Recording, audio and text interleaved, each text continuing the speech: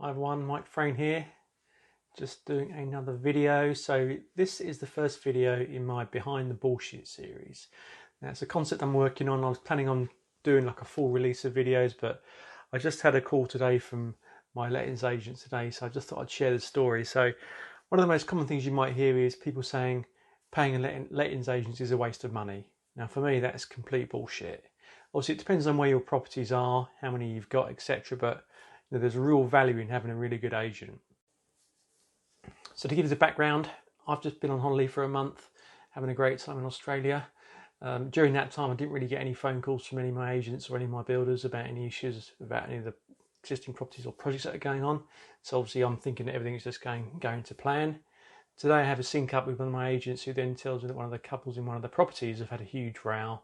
It's got to the point where they've now split up. It was that bad she had to go to a psychiatric ward for help. They're going to surrender the property. So my agent's been taking care of all that while I've been away. He's even taken care of the 2 cats that have got to be rehomed, dealing with the family and all that kind of stuff. So for me, that's absolute gold dust.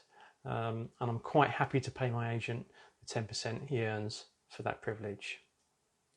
Now, I guess for you, you've got to ask yourself, how much do you value your time? For me, most of my properties are nowhere near where I live. They're at least 2 hours away from my home. So for me, it's unrealistic that I'm going to be able to get up and go up there every time there's a problem. So there's some people who live next to their properties who've only got a couple, maybe single lets, maybe that works. But generally as an investor, you need to make sure you plan in some proper tenant management. Obviously, if you get to the point where your portfolio grows a lot, then fair enough, you might get to that critical mass where it's worth bringing it in-house. But I think really up to 10 properties, it's not worth doing. But one of the problems in getting an agent is actually finding a good one. That's actually very difficult. If you're new to an area, that can seem like quite a daunting task. So I've got a few tips for you in terms of working out how you can, get an agent who's going to really do the proper job for you. First thing would be to get some references from other landlords in the area of your investment. So just obviously go to networking events and find out where they're investing, what kind of properties they've got, and ask for some referrals. That's always a good start.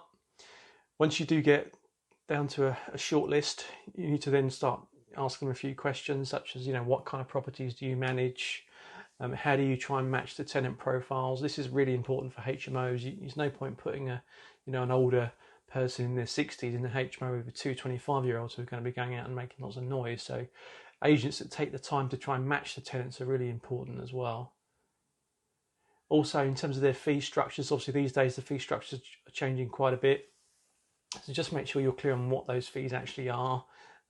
Fees like renewal fees sometimes can be a bit of a surprise if you're not sure what they are at the beginning. That can be a bit of a nasty surprise if after 6 months they try and charge you another renewal fee.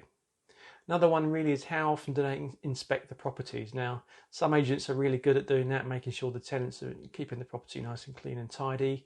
I've had experiences even recently with my agent. One of my old agents was awful, and they literally just left the place in such a mess that in the end I had to change the agent because they just weren't on top of it. Another one, how do they find their tenants? If they're just using Zoopla and Rightmove, then really they're not being very imaginative and creative. So would suggest to me they're not really that well experienced in looking for tenants for some type of properties like HMOs. So they're my tips on finding a good lettings agent. Hopefully you'll get some benefit from that. As I say, this is the first in the series of my videos Behind the Bullshit, so there's going to be quite a few more coming out soon, so watch out for those.